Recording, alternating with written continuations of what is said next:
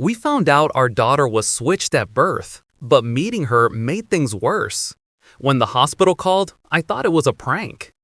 The woman on the line said she was from St. Margaret's Medical Center, the same hospital where our daughter, Lily, had been born 16 years ago. Her voice trembled, rehearsed but terrified. "Mrs. Green," she began, "there's been a discovery regarding your daughter's birth records." I laughed nervously. "Discovery?" "There was an error," she said. "Your daughter may have been switched at birth." For a moment, the world stopped moving. I could hear the hum of the refrigerator, the faint barking of our neighbor's dog, and then nothing. My husband, Daniel, looked up from his laptop, eyebrows furrowed, when I mouthed the words, "switched at birth." He stood slowly. "What does that mean?" I didn't know. I couldn't know. The hospital arranged DNA tests for confirmation. I didn't sleep that night, or the nights that followed. Lily noticed, of course. She always did. She had Daniel's eyes, deep and brown, but my anxious heart. "Mom," she said, sitting on the edge of our bed, "you're acting weird. Is something wrong?" I forced a smile. "Just work, sweetheart." She rolled her eyes. "You're a kindergarten teacher. The scariest thing at your job is glitter." I wanted to laugh, but instead I cried. I pulled her close, breathing in the familiar scent of her shampoo. "She's mine," I told myself. "No test can change that." 2 weeks later, the results arrived. Daniel opened the envelope at the kitchen table. His hands shook. I watched his lips move as he read, then stop moving altogether. "What does it say?" I whispered. He looked up, eyes wet. "It says, she's not ours." My knees gave out. The world blurred. All the moments, the first tooth, the first steps, her first heartbreak, spun like a film reel and then shattered. I remember Lily coming downstairs, phone in hand, annoyed. "Why are you guys crying?" And I remember saying the words that broke everything. "Sweetheart, we need to talk." The hospital arranged a meeting with the other family, the Martins. Their daughter, Grace, had been raised as their own for 16 years, but she was, biologically, ours. We met them in a private room at the hospital, as if it were some kind of family reunion arranged by fate and malpractice. The Martins were nice, too nice. Perfect smiles, perfect posture. The mother, Elaine, was a lawyer. The father, Robert, an architect. Their daughter, Grace, sat beside them, eyes down, her hands clasped tightly in her lap. And when I saw her, my breath caught. She had my eyes, my exact shade of hazel flecked with gold. For a moment, I thought I was looking at an alternate version of my own daughter, a version raised in a different home, one where people didn't fight over bills or cry behind closed doors. Elaine smiled, breaking the silence. "This must be so hard for everyone." Her voice was soft, but there was something rehearsed in it.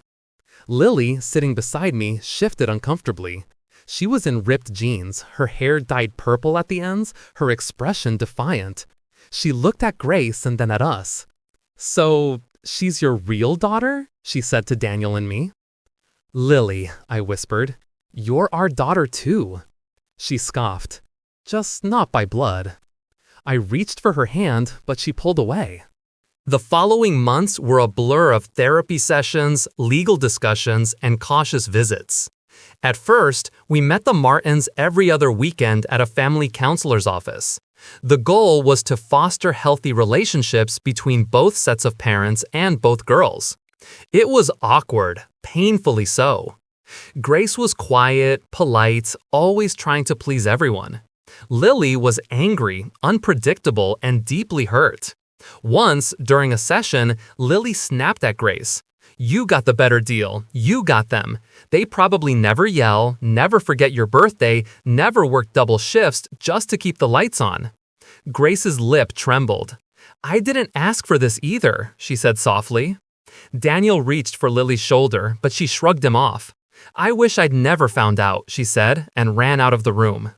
It only got worse after that. Lily stopped coming home some nights, staying with friends. When she was home, she barely spoke to us. Every photo on her phone seemed to feature Grace, the two of them together, smiling, as if trying to rewrite the past they never shared. I didn't know whether to be happy or heartbroken. One night, I saw Lily sitting on her bed, scrolling through pictures. I sat beside her, hesitating. "She looks like you," I said. "Yeah," Lily murmured. "Everyone says that." "She's lucky to have you," I added. Lily looked up, eyes glassy. "Am I lucky to have you?" The question sliced through me. "Always," I whispered, but she turned away. Months passed, and the Martins suggested something that shattered the fragile peace we'd built. They wanted to do a temporary home exchange. The counselor called it an identity immersion experience. The idea was that each girl would spend 2 weeks living with her biological parents. Daniel said it might help Lily find clarity. I said it was insane. But Lily wanted to go. "Maybe I'll fit in there," she said quietly. When she left with the Martins, I stood at the window and watched their car disappear down the street. The silence in our house was unbearable. For 2 weeks, I wandered through her empty room, running my fingers over her posters, her stuffed animals, the chipped paint on her desk. Every piece of it screamed my daughter. Meanwhile, Grace came to live with us. She was lovely. She helped with dinner, did her homework without being asked, and even volunteered to repaint the kitchen. Daniel adored her. And she looked like me. So much it hurt.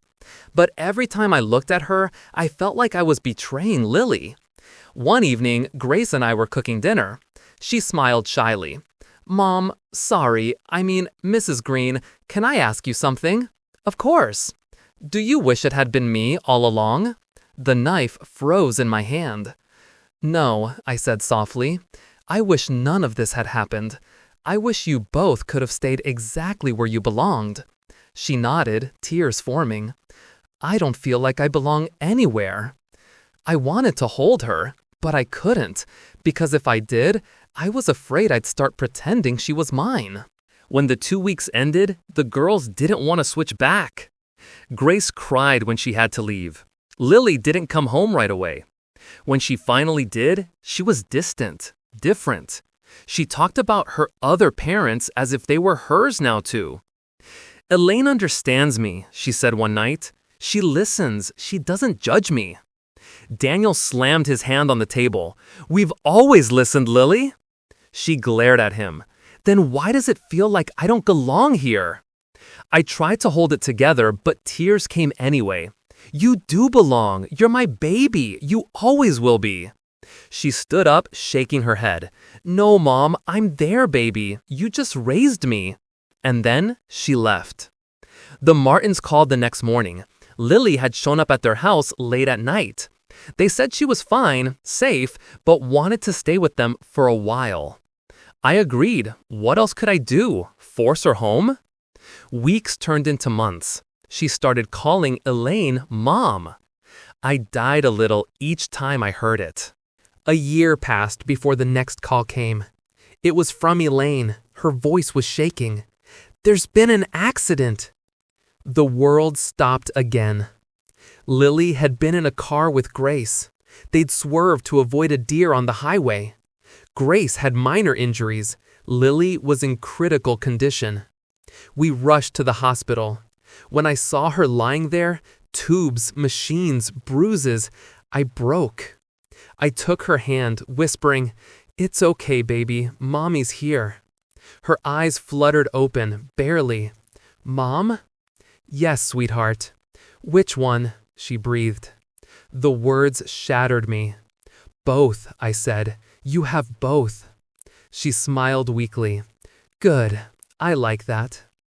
Her fingers tightened around mine for just a second before the monitors screamed. The funeral was small.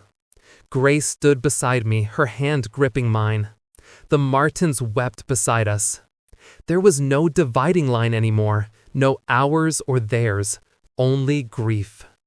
After everyone left, I stayed by the grave, tracing Lily's name on the stone.